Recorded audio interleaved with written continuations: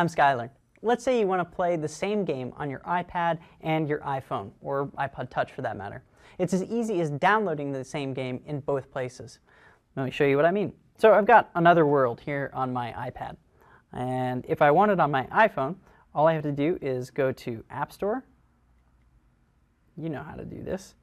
And search.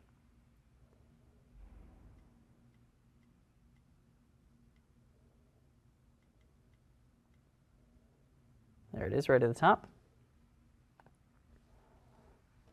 And there's a little cloud icon here.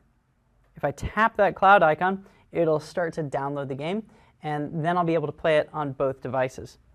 Let's see if this one is updated. Nope.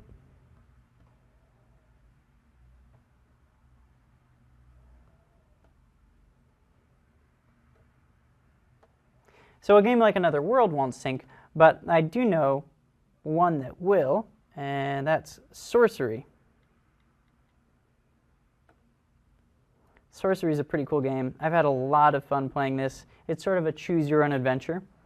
And if you get that going on both of your devices, you can pick up where you left off no matter which one you're on. That, I think, is a really cool feature. And I hope that lots more games in the future work just that way. Thanks for watching. I'm Skylar.